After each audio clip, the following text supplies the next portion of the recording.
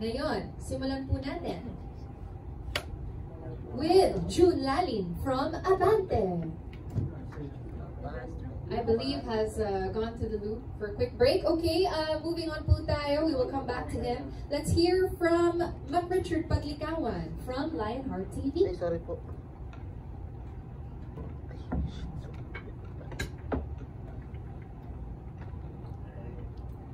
Hello, good afternoon. Yung first question ko kay Direk, kasi itong mga revenge dramas, ito yung talagang patok na patok sa mga Pinoy. Ano sa paligid niyo yung meron dun sa story ng mga revenge na parang through the years, yun talaga yung betang-beta sa mga Pinoy, aside dun sa mga kapitan? Kapit. Hindi kasi ang Filipinos parang sanay mag-aspire for a better life, no? Sanay mag-aspire na parang kapag pakiramdam nila nanugmok sila, they cheer for they cheer for the underdogs. Na kapag nakita natin na may nasaktan, nakarelate tayo sa isang bahagi ng buhay natin, na nanugmok tayo at nag-cheer tayo kapag nakita natin yung bida, nagagawa niyang kumante. So parang kumakabit sa personal stories ng bawat Pinoy, pero naging aspirational sa kanila na parang sana kaya kong magawa yan. Ngayon. And for our actors here, ano yung bago sa inyo since bago din to medium na to? While po nag-shoot po, ano po yung bago? Yung bago in terms of acting, in terms of blocking, anything you can share? For me, yung bago talaga yung blockings. Kasi nga super lapit. Since kailangan naming kasya sa isang frame. Which is nakaka-affect sa acting namin. Kasi syempre, ang dami mong iniisip, tapos iniisip mo pa yung kaharap mo kasi sobrang lapit. So, yun yung isang bago sa akin. And of course, yung kailangan taasan pa yung acting. Kumbaga yun yung sinabi ko kay Derek no first day, kung kailangan ko pang taasan or sobrang OA na, tapikin mo lang ako kasi para ma-aware ko since nga bago siya sa akin. And nakakatuwa kasi nagkaroon ako ng chance na ma-experience yung, syempre, yun naman yung laging nilo-look forward ko yung mga bagong experience. Sa akin naman, bago sa akin yung pagiging kontrabida role. Kasi sa lahat ng napunta sa akin na roles dito sa Viva, first time ko tong kontrabida na role. And yes, dahil portrait po ito, kapag meron kaming mga sakitan na scenes, may sabunutan, may sampalan, so mahirap yung kailangan kasya kayo dun sa iisang pahaba na portrait. So, isa din yun na bago sa amin. Parang instead sa landscape, mas madaling gumalaw kapag sa may mga action scenes. Yun lang. Thank you. Congratulations. Thank you. Okay, moving on to Erwin Ogawa from Anong Ganap.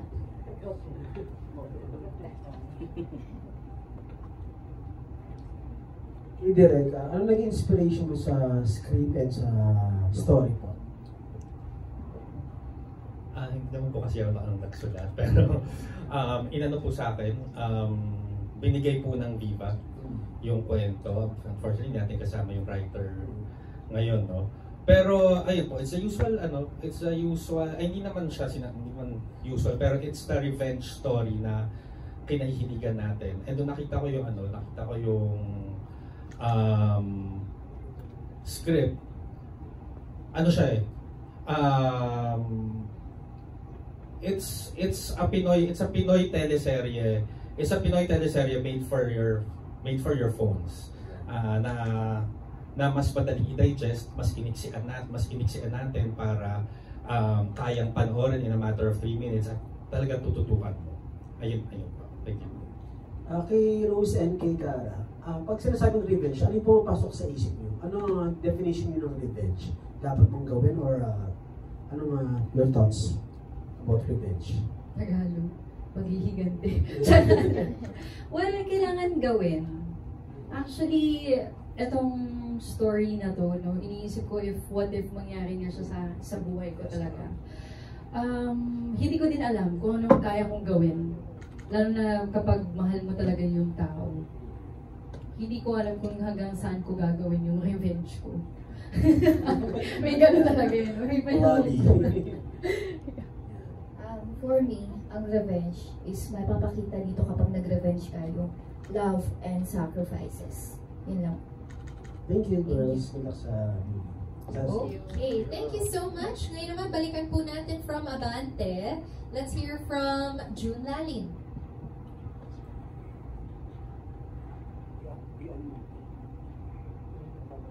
Hello, yan. Hindi totoo yung chismis na nag-walkout ako.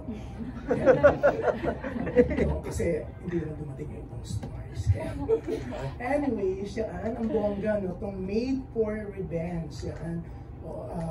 Grabe. Siyempre, even in True to Life, yung, ang dami talagang mga palaban na ngayon, di ba? Na they really do everything, anything to do a revenge dahil inagrabyado sila ng nakarelasyon nila. Kayo ba, in real life, kayo, may ganun bang story sa inyo na may nagrabyado sa inyo at palaban kayo?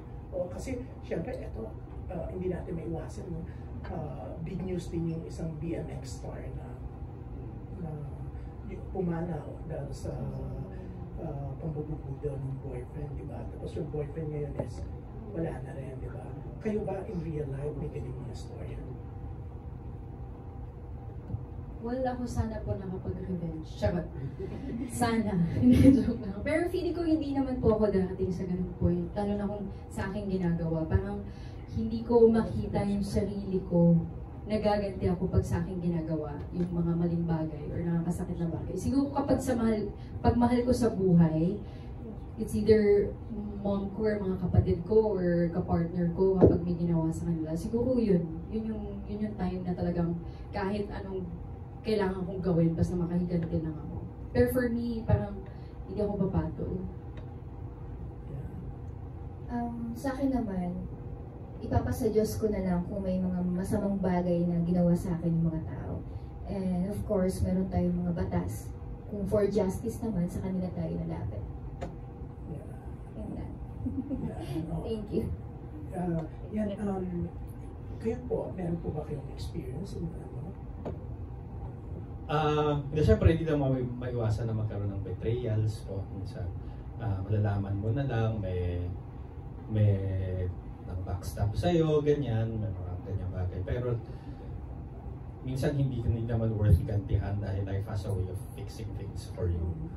Ayun po. Itong Made for Revenge, storya po ba ito ng isang kakilala nyo?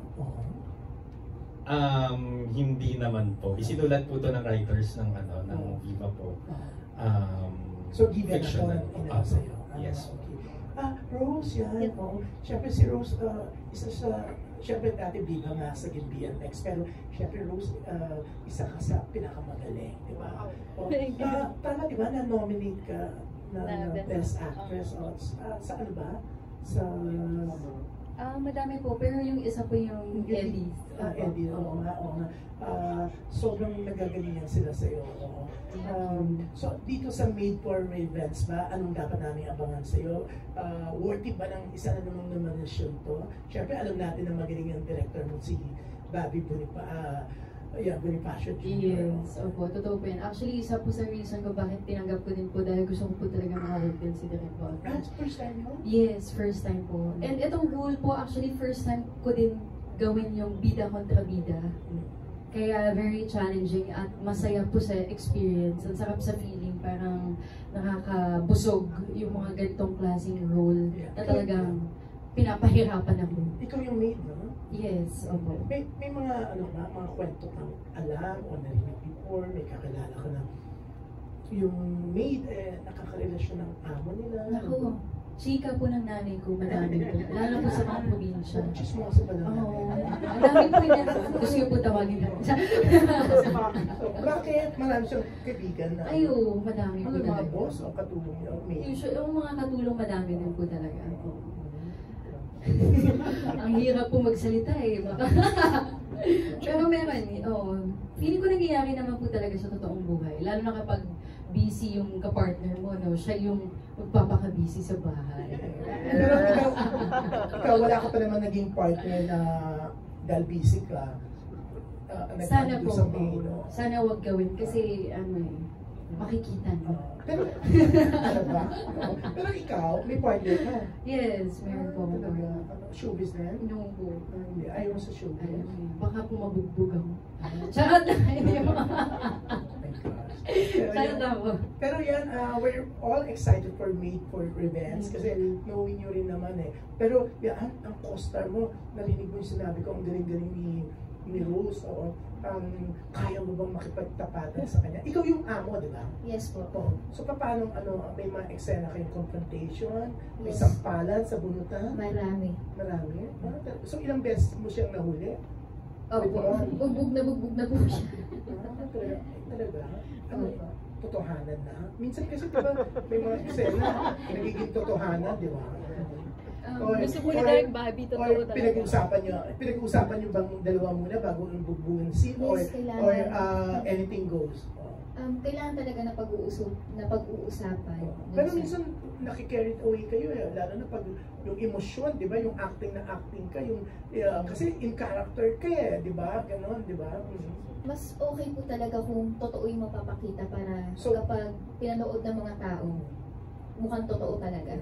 So, Rose, may kasakitan kayo na hindi na iwasan? Yes. So po, actually may scene po dito na yung kaaway niya yung nanay ko, pero yung isang kamay niya nasa ulo ko.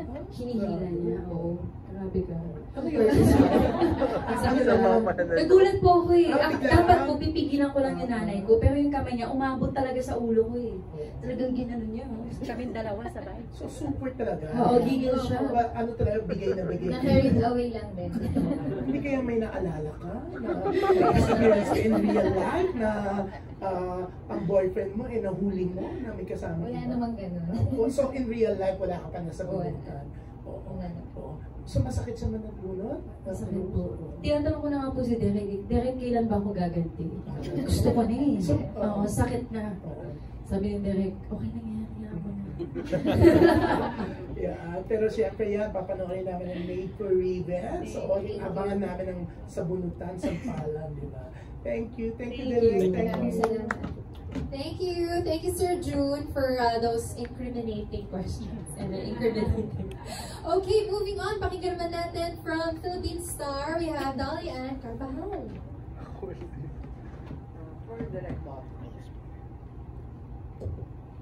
How do you draw the line between yung yung large movements kasi you have to grab the attention and yung being exaggerated na masyado na OA? Si ano naman po kasi, what I admire about Rose, yung experience niya sa actress. Si Rose kasi when she gets into the character, the emotions get to her na po talaga na minsan, hindi ko na kailangang pihitin. Hindi ko na kailangan sabihin, lakihan mo pa or okay na yan. Natitimpla na po yan. Pero generally po kasi, ang kaibahan ng microdrama, verticals, you really have to catch attention. And minsan, kadalasan nga po sinasabi, directive din sa amin na lakihan palagi. Exaggerate kasi agaw attention talaga to. Sometimes to the point na nagiging campy siya. But when the actress gives a proper emotion, minsan na parang, ay tama-tama yung timpla. And it works really sa ganitong setup na magagaling ang artista mo. Kasi we have so many scenes to shoot in one day, parang teleserye, na kailangan sila na din ang tumimpla sa sarili nila. And so, ayun po, I'm very lucky na nagagawa na nila na parang tingin ko masyadong exage to. Ito, tama lang tong level na to. Binibigay ko po sa kanila. So hindi na pina-fine tune. Okay. Thank you. Thank you. Okay, thank you so much. And ngayon naman po from Bandera, we have questions from Irvin Santiago. Ayan, good afternoon. Congratulations muna sa inyo. Tanong ko lang, Rose, parang ito yung comeback project mo, no? Kasi parang tagal mong nawala after nung Kitty K7. Tama ba? Yes, actually, nag-ano po ako, naglumuhod ka sa lupa. Sa Sa TV5. TV, Yes. Opo. Pero dito sa Viva Max or sa Viva, ito yung Yes, opo. comeback. Mm-mm. So, ano yung choice mo muna na magpahinga? Yes, choice po. Bakit Opo. napagod ka? Parang ano na rin po parang siguro nakakapagod na po mag-explain ng especially sa work ng VMX. And nagkakaedad na din po kasi, so parang hinay-hinay mo na. Pero sa pagpapasexy, may limitations ka na rin ba? Or As much as kaya po, yes.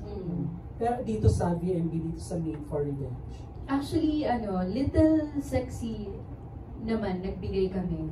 Oo, pero hindi yung like sa Viva Max level po talaga. So medyo Meron, oo, somehow. Kasi parang kailangan din po Alam niyo, parang kumbaga sa totoong buhay meron naman talaga. So, kailangan din namin ibigay yun para mas ma-feel nung manonood.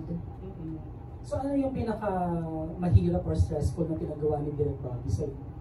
Actually, first time ko talagang maging lahat na, nabuhusan ako ng juice, nabuhusan ako ng lupa, nakain ko na, nakailang sampal ako sa isang araw, parang feeling ko nga mamamaga na yung mukha ko, pero carry na to. Gusto ko yung maawa na lang sa akin yung tao, yun yung pinaka-goal ko, para maramdaman nila na titiisin ko talaga lahat para lang makabawi ako sa tao. Parang buwis buhay na. Oo, ganung level po talaga. Which is parang nagugustuhan ko po, and first time ko din po kasi ma-experience. So parang sige na, i-push na natin. So masokista ka rin, parang enjoy ka sa panahon. Ngayon ko lang din po na-realize. Ngayon po. How about si Kat? Yung pinaka-stressful, mahirap na pinagawa ni Direk Bobby. Kasi first time mo magkakontribida. Yes po. Siguro pinakamahirap sa akin yung manakit ng tao. Okay. So hindi ka pa nakakapanakit? Yes, first time po dito. So tinodo mo kayo Tinodo na. Pero sa inyo ba, yung parang may pagkakataon na nainis na kayo or parang... Wala. Professional kapag sa trabaho. Oo. Ang bait kasi ni Cara kasi first time niya magiging kontrabida. Parang hindi bagay magkontrabida si Cara. Pag sinasampal niya nung una, ingat na ingat siya. Kaya kailangan bigyan ng permission ni Rose na saktan siya. Gusto ko na nga sabihin, palit na lang kaya tayo. Oo nga, parang mas no? Parang mas masaya. Kaya ayun, tinodo na sa dulo. So yun ang pinakamahirap talaga kay Cara. Yes. Sige, salamat. Thank you very much. Alright, lovely. And last but not least na magtatanong ay si Carissa Alcantara from Manila Bulletin. Hello, first of all, congratulations. Question din sa Dalawa ng Gato. How was it working with Sylvia from Gato? Siyempre po, nakaka-pressure po. Parang, kumbaga kung tinotodo mo, kailangan itodo mo lalo pag siya yung ka-eksena Talagang fan po talaga ako. I mean, hindi ko man magawa yung level kung paano siya mag-prepare para sa role niya. Kasi grabe po talaga siya mag-prepare kapag nabibigyan siya ng role. So, yung respeto po talaga nandun, 100%. Hindi pwede na hindi ka prepared pag nasa harapan niya. Kasi yun yung ibibigay niya sa'yo So nakakahiya naman kung hindi ka handa tapos siya yung ka-eksena mo. And nakakatuwa, na-excite ako lagi pag siya yung ka-eksena and gusto ko pa more kasi para mas madami pang matutunan. Tsaka bilang artista, parang may mga ilalabas ka pala kapag ganun yung mga ka-eksena mo. Kasi sa sobrang nandun sila sa scene, parang may mga unexpected pala na mailalabas ka. So, yun, ang saya. Working with Sir Mon po, napaka-professional at sobrang bait. Sobrang gaan katrabaho. And yes, marami ka talagang matututunan sa kanya while working.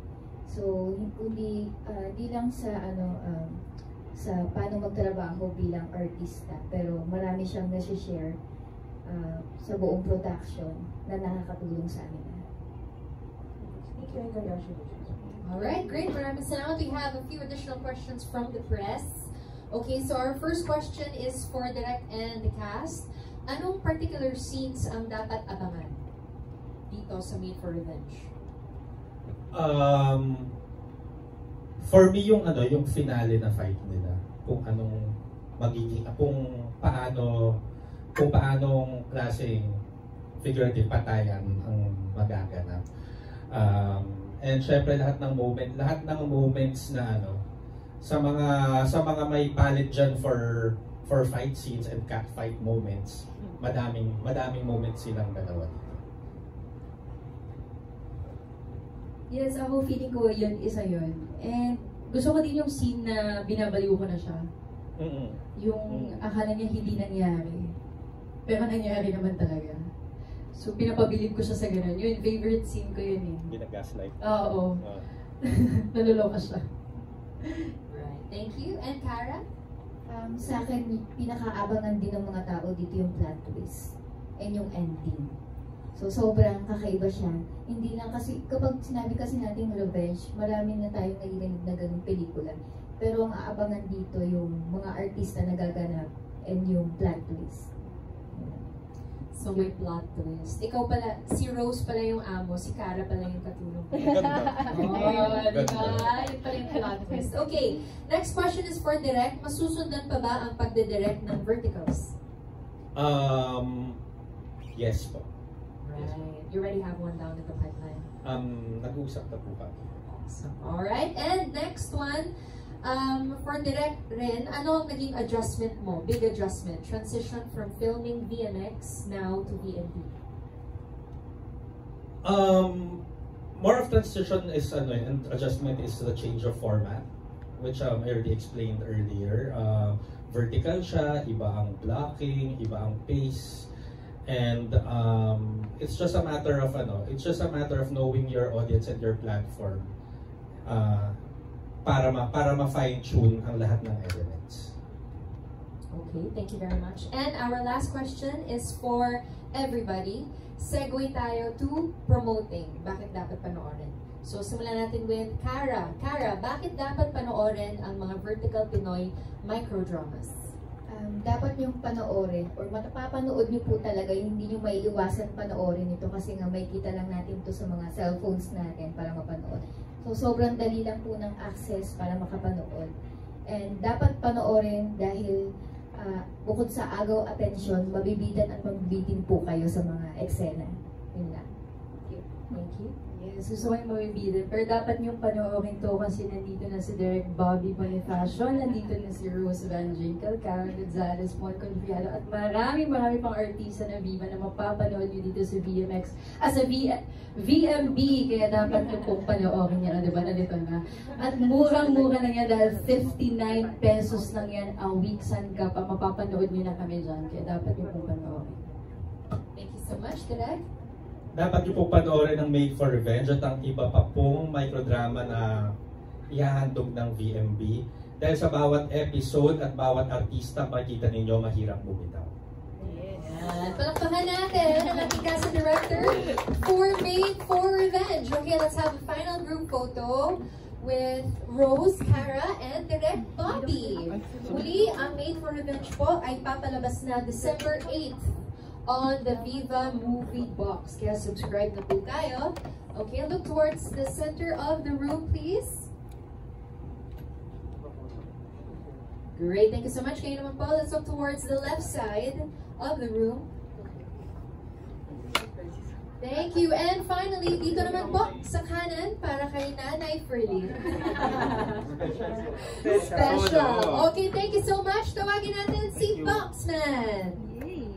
Nanay, hindi natin makikita ngayon. Pati sa mga panahon, makikita niyo ng ating Boxman. Thank you so much, ladies and gentlemen.